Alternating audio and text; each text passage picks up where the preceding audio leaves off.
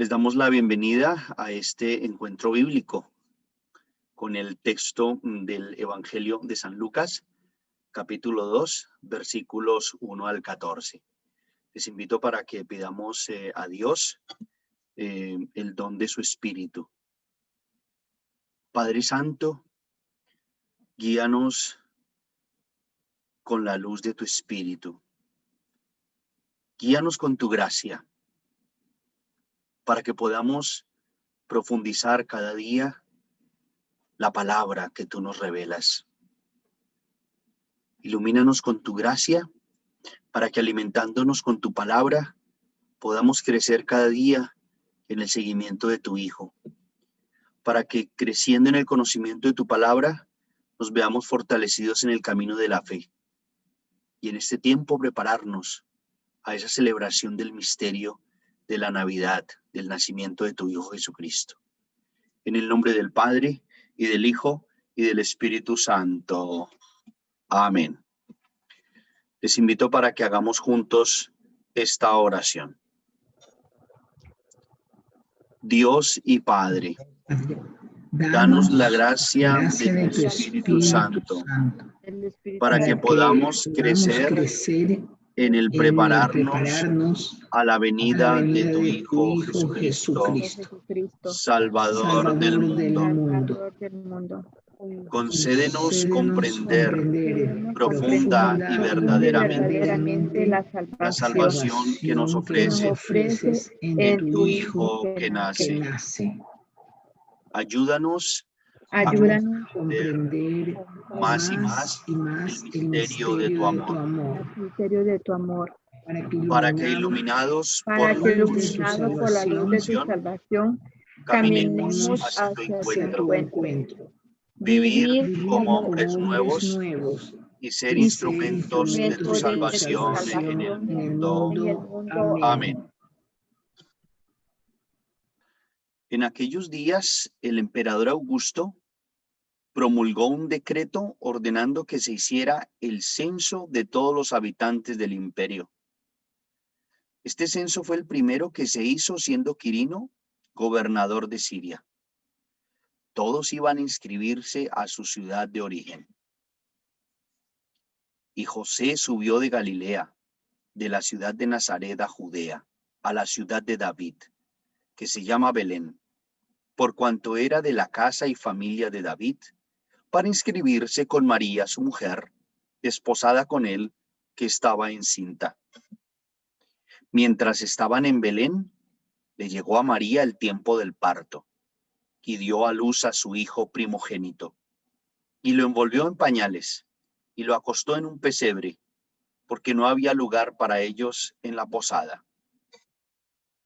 Había en aquellos campos unos pastores que pasaban la noche en pleno campo, cuidando sus rebaños por turnos.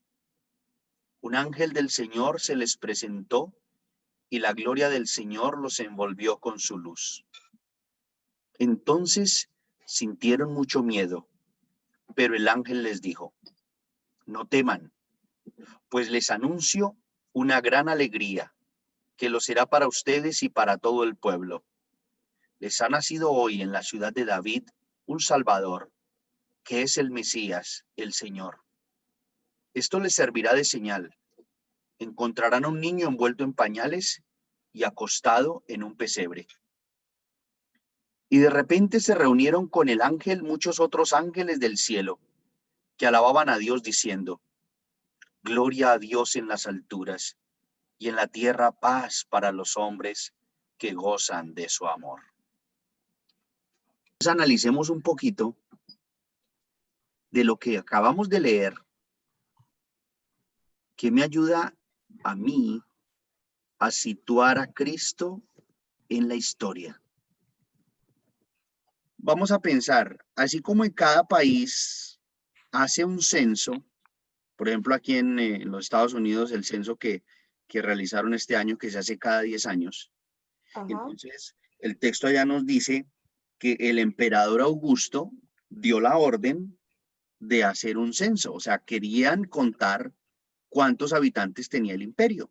Pues Si nosotros vamos a mirar allá la historia, digamos, la historia del Imperio Romano, pues muy seguramente vamos a encontrar estos elementos que nos presenta el Evangelio. El emperador Augusto, Quirino, gobernador de Siria. Y entonces son elementos que hacen parte de la historia civil, pero que nos sitúan a Cristo en la historia.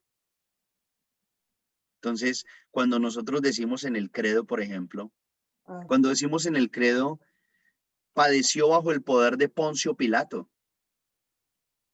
Entonces, es un elemento que hace parte de la historia civil, pero es también situar a Cristo en esa historia.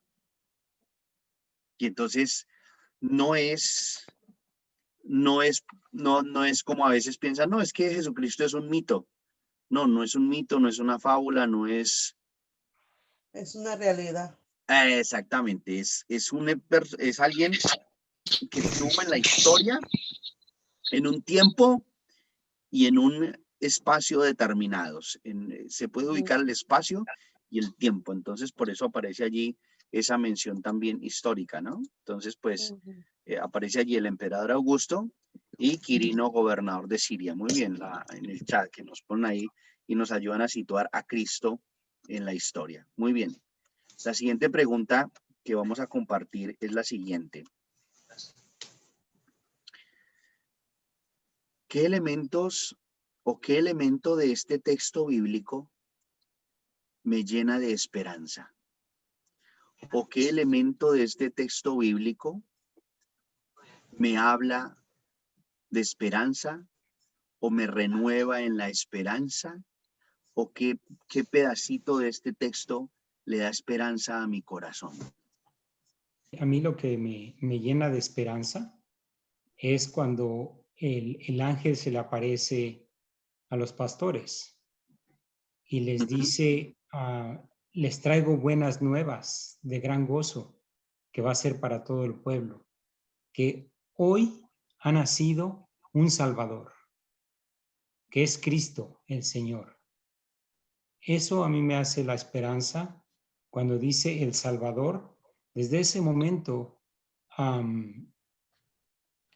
me hace pensar a mí que si yo me apego a esta creencia, va a haber algo que me va a salvar de todo. O sea, eso me da esperanza de que está la salvación. Eso, Padre. Muy bien, Enrique, muchísimas gracias. Entonces, ese anuncio que hace el ángel a los pastores, ¿no? Muy bien. ¿Alguien más que quiera compartir qué pedacito del texto me llena de esperanza? El texto del versículo 14, donde dice, gloria a Dios en las alturas y paz en la tierra, a los hombres en los que Él se complace. Es lo que dice mi texto. Muy bien. Ahí a veces varía un poquito la traducción, el versículo 14. Gloria a Dios en las alturas y en la tierra paz a los hombres que gozan de su amor, o paz a los hombres en los que Él se complace, ¿no? Hay otra traducción que a veces escuchamos, es gloria a Dios en las alturas o gloria a Dios en el cielo, y en la tierra paz a los hombres que Dios ama. Ama el Señor. ¿Sí? O que ama el Señor, ¿no? Muy bien. ¿Por qué ese anuncio fue a los pastores? ¿Por qué habrá sido el anuncio a los pastores? Dice ahí el texto, ustedes lo tienen allá en el versículo 8. Revisen allá su texto bíblico, versículo 8. Había en aquellos campos unos pastores que pasaban la noche en pleno campo, cuidando sus rebaños por turnos. Un ángel se les presentó y la gloria del Señor los envolvió con su luz. ¿Por qué sería a los pastores a quienes se les hace este anuncio? ¿Qué podríamos pensar nosotros? Ahora, tengamos en cuenta lo siguiente. Los pastores pasaban la noche en pleno campo, cuidando sus rebaños. Entonces podríamos preguntarnos, oiga, ¿por qué el ángel se aparece a los pastores, a unos pastores? Yo creo que porque los pastores eran unas personas humildes que o sea, que no estaban tan allegadas como a las personas de ciertas grado, o sea, como que como que ellos eran no muy ignorados, como que nadie los tomaba en cuenta, como que solamente son los pastores. Entonces, yo considero que es como hemos visto, ¿no? Que dentro de la palabra dice que por qué el mensaje se lo da no a los ricos ni a los sabios, sino a las personas que son generales, comunes, como nosotros. Yo pienso que también esa era una situación que era más factible. O sea, no tengo esa idea, pero no Sí, está estoy claro. bien, sí entiendo.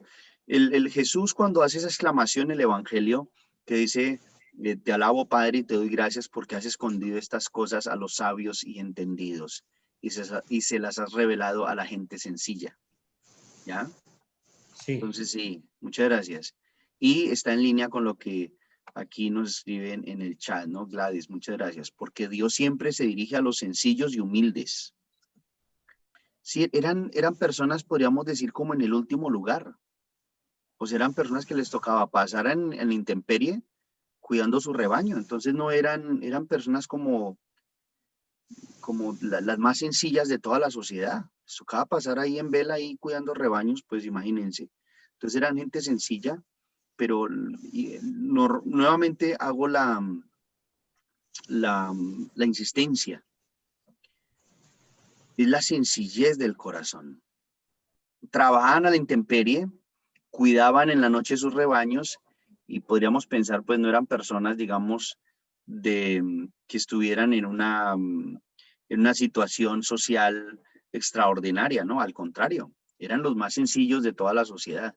Entonces, como que aparece esa figura de que es a ellos a quienes se les hace ese anuncio, ¿no? Y a mí me parece que, particularmente, me parece que es un anuncio o una línea muy hermosa en el Evangelio, ¿sí? Entonces, me parece también muy hermosa la expresión que la encontramos muchas veces en la Biblia. No teman, no tengan miedo. Entonces, es Dios que viene. Pues es un ángel el que está haciendo ese anuncio, pero ellos se llenan de miedo. Pero entonces hay ese anuncio, como les digo, ese anuncio gozoso. No tengan miedo, no teman, pues les anuncio una alegría que lo será para ustedes y para todo el pueblo. No teman, porque ha nacido un Salvador. Eso me parece a mí muy especial para la Navidad. Es un anuncio de absoluta esperanza para la humanidad, es un anuncio de absoluta esperanza para el hombre. Lógicamente, será un anuncio de plena esperanza teniendo un corazón humilde y sencillo.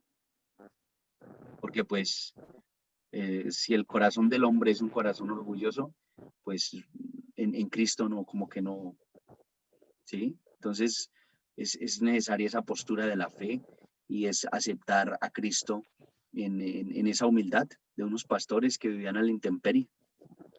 ¿Ya? Padre, a mí me enterneció al final el último, el que está en su tarjeta, que dice, encontrarán ustedes al niño envuelto en pañales y acostado en un pesebre. Esa me enternece mucho. Sí. Yo voy a mostrarles acá. Dame un segundo. Entonces, Sí. el ángel les dijo, no teman, ¿no? Y entonces se da ese anuncio, les anuncio una gran alegría que lo será para ustedes y para todo el pueblo. Les ha nacido hoy en la ciudad de David un Salvador. ¿Cuál es la señal? Un niño envuelto en pañales y acostado en un pesebre. Entonces, en medio del imperio romano, el imperio que dominaba el mundo, nace el Salvador, pero no nace en un castillo, no nace, podríamos decirlo popularmente, no nace en una cuna de oro. No, la señal es que encontrarán un niño envuelto en pañales y acostado en un pesebre. Así. Entonces, es una señal también en medio de la sencillez. No es un niño que esté, como les decía, en un castillo, está en un pesebre, está como en un establo, está como en un sitio que no era el sitio regular para que una familia descansara. Pero es en ese lugar en donde como que se siembra o nace esa salvación de Dios para la humanidad, ¿no? Entonces, me parece hermosa esa línea, ¿no? Y esa es la señal. Entonces, en la sencillez de un niño en un establo y el imperio romano está dominando el mundo. Pero esa es la pedagogía de Dios. Es la pedagogía de Dios que muchas veces nos desconcierta. Es la pedagogía de Dios que como que es absolutamente algo que no se puede como pensar o imaginar, porque es la pedagogía de Dios. Ahora me gustaría que compartiéramos los personajes que encontramos en este texto bíblico. Y el ángel. Los pastores El El ángel. y el ángel. Entonces, el ángel, luego aparecen unos ángeles, ¿no? En unas traducciones aparece una legión de ángeles, ¿no? Oye, Ejército. un ejército de ángeles. Un ejército de ángeles y el niño. Ahora quiero compartirles un poco, brevísimamente, la historia del pesebre.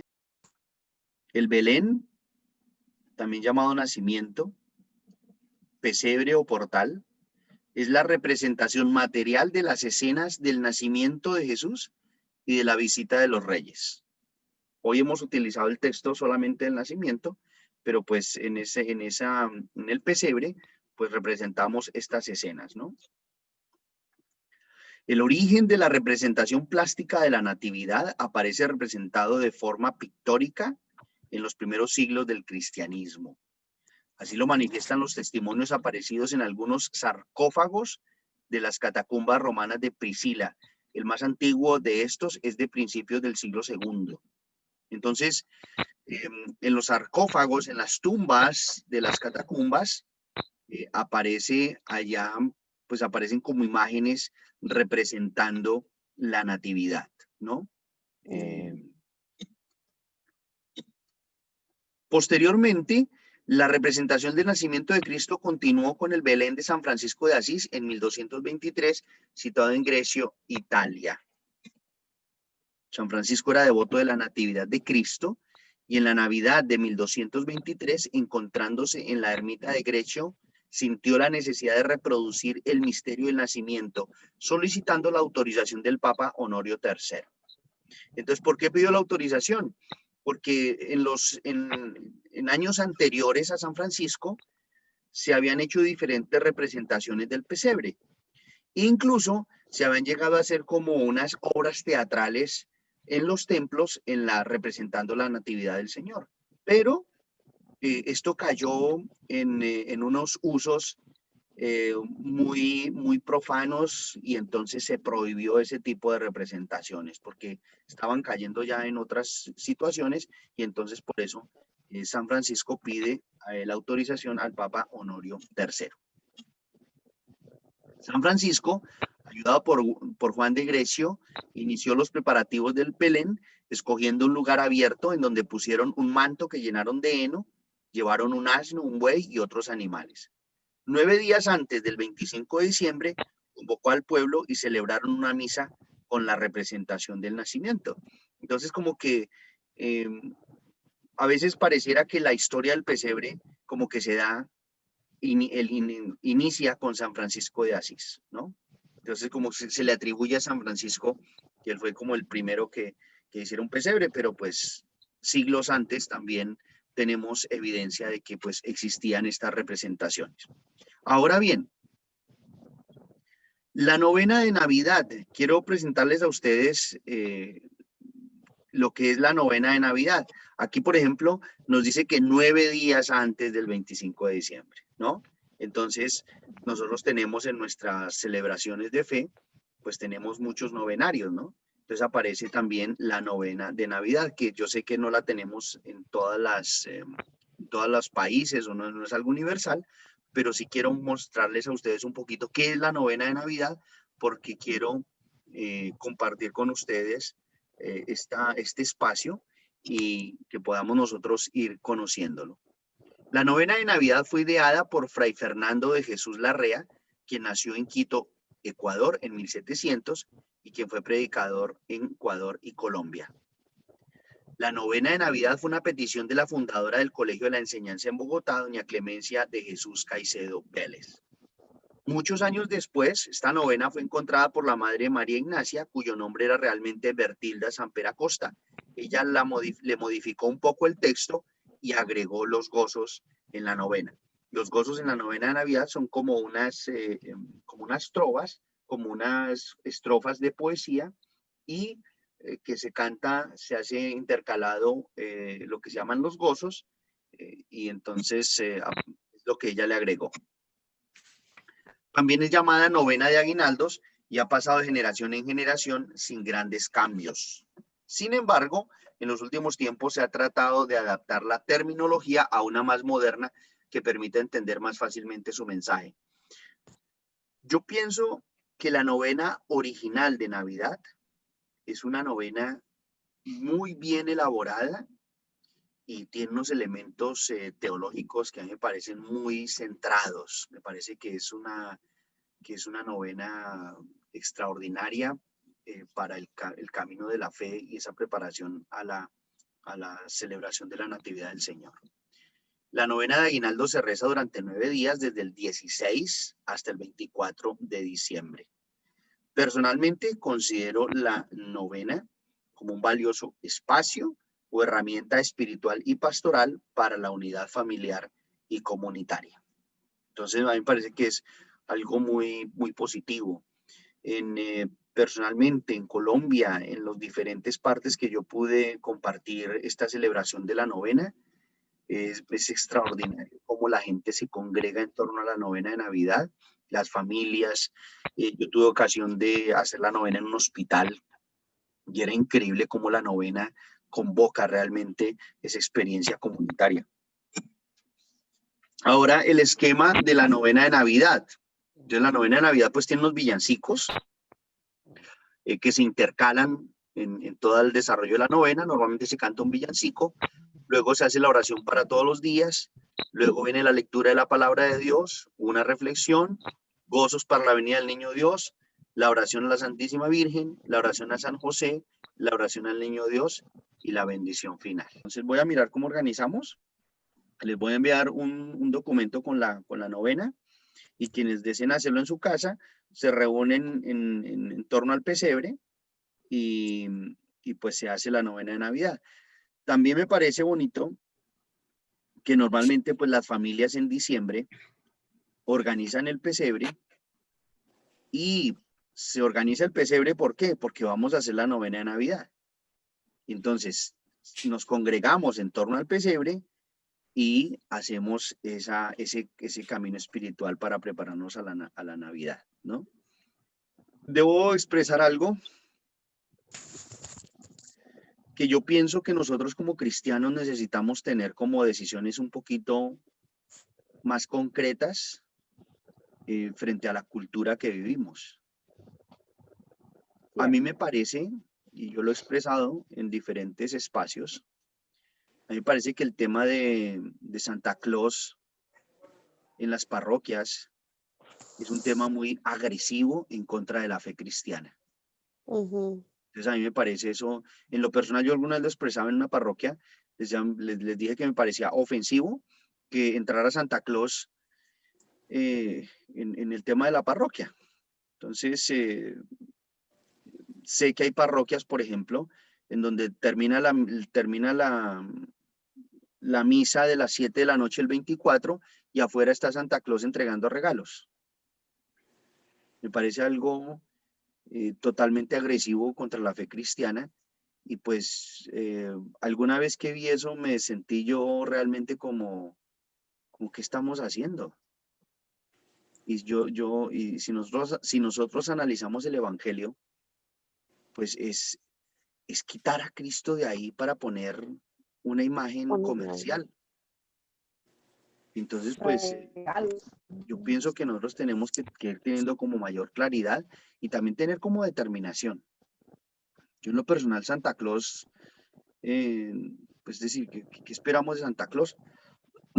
Ahora, la sociedad de consumo, nosotros mismos nos privamos de reconocer qué es lo que realmente celebramos.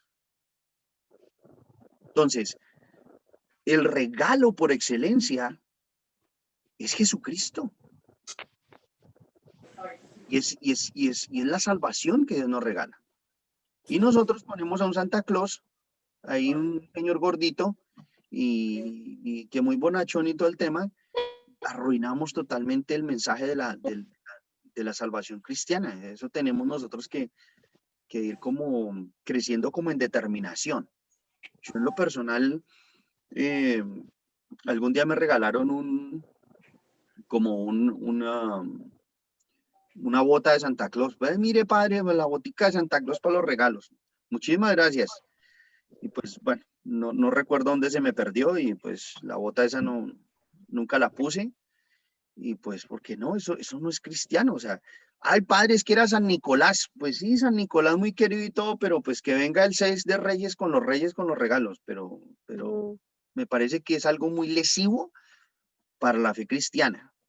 Y nosotros tendríamos que tener un poquito más de determinación con ese tema porque, bueno, yo les voy a compartir lo siguiente. Cuando yo entré al seminario y entendí un poquito el tema de la Navidad, creo que fue el primero o el segundo año de seminario, yo llegué a mi casa y les expliqué. Les dije, mira, a mí no me parece que entreguemos regalos el 24 de diciembre. Les dije, les propongo que destapemos los regalos el 6 de enero, porque los reyes llegan con regalos. Afortunadamente, en mi casa, todos dijeron, oh, nos parece bien. En mi casa dijeron, no, está bien, Miguel, entonces, ¿usted qué sugiere? Y entonces yo les dije, pues sugiero que nos reunamos el 6 de enero y ese día entregamos regalos. Y desde ese año así lo hacíamos. Las familias cercanas nos decían, ¿y ustedes no destapan regalos el 24? No. Y entonces cuando no destapan regalos, sí, el 6 de Reyes, porque los Reyes vienen con regalos. Y entonces, para mí, entregarle un regalo a un niño el 6 de Reyes es reconocer en él la presencia de Dios. Y que nosotros intercambiemos regalos. El 6 de Reyes, pues es reconocer en el hermano la presencia de Dios. Es la presencia de Cristo también. Entonces, el tema de la sociedad de consumo, yo pienso que nos ha hecho muchísimo daño para la vivencia de la fe cristiana. Y nosotros mismos hemos tapado ese mensaje de salvación porque hemos caído en el tema de la sociedad de consumo. Entonces en eso pues sí, muy, muy bonito Santa Claus y que Coca-Cola y que el trineo y que los renos y todas las cosas, pero no expresan, eso no son signos de nuestra fe cristiana. Y alguna vez en una parroquia alguien me decía, ay, pero es que Santa Claus y esto y lo otro, y le decía, sí, pues dígame dónde está Santa Claus en el Evangelio, y pues con mucho gusto me ofrezco para ser Santa Claus. Y entonces pues no es algo que esté en el Evangelio. No existe. Exactamente. Y entonces, Santa Claus en el mall. ¿Perdón? Santa Claus en el mall. Ya, exactamente. Y entonces me decían, es que es algo de la cultura. Pues sí, es algo de la cultura, pero porque es algo de la cultura no quiere decir que yo no pueda evangelizar y pues precisamente ahí está el tema de evangelizar la cultura, ¿no? Entonces en eso pues Yo pienso que si nosotros,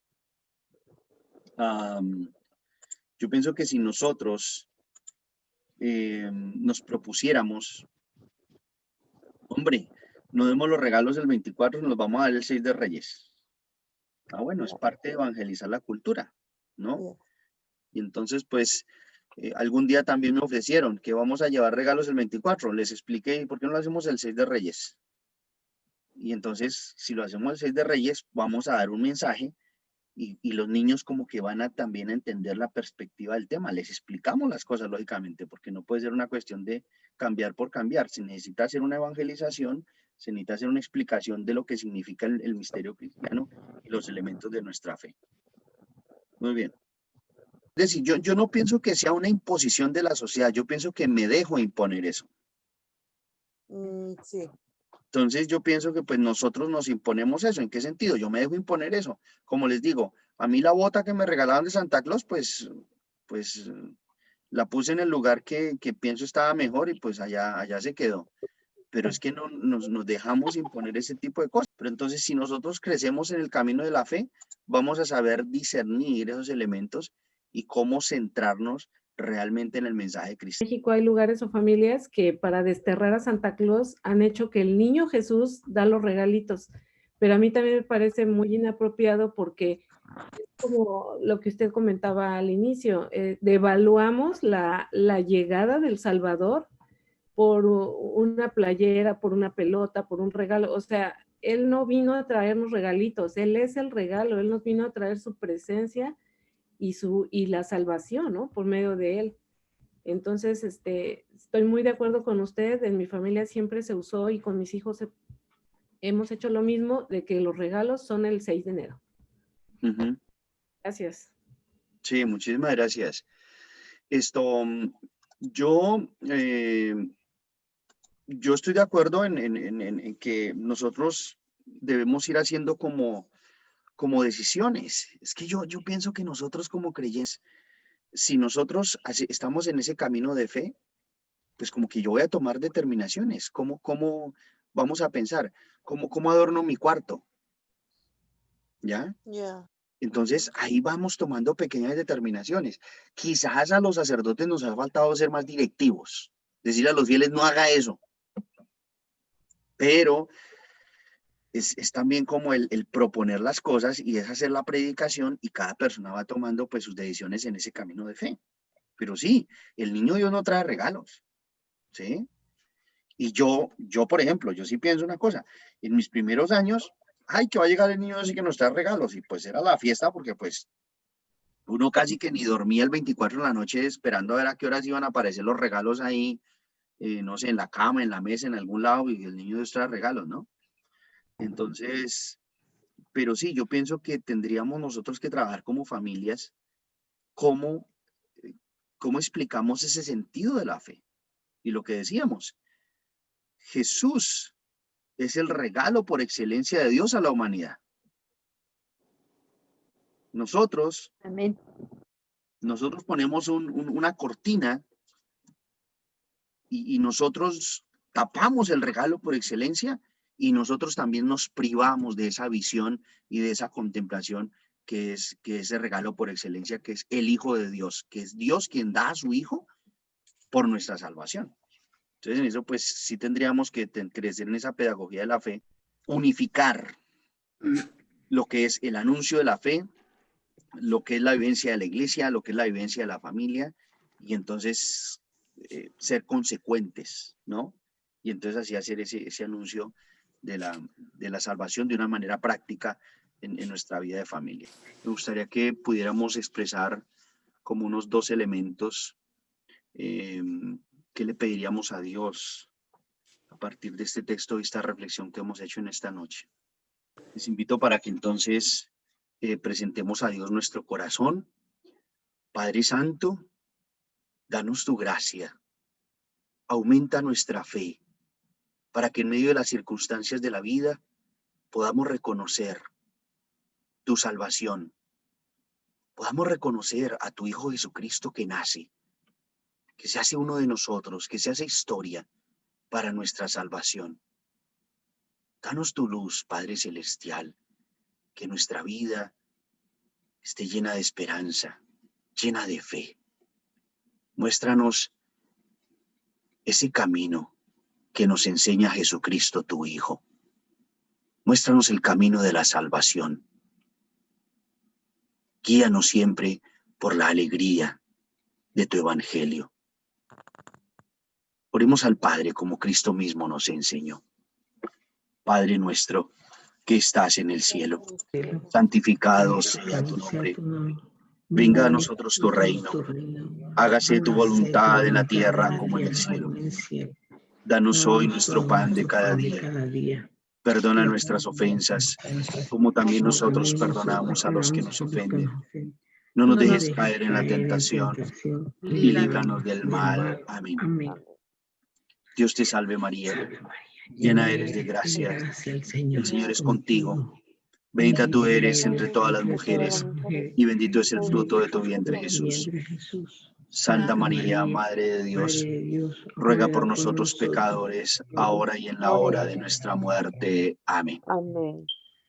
Les invito para que hagamos esta oración en una sola voz.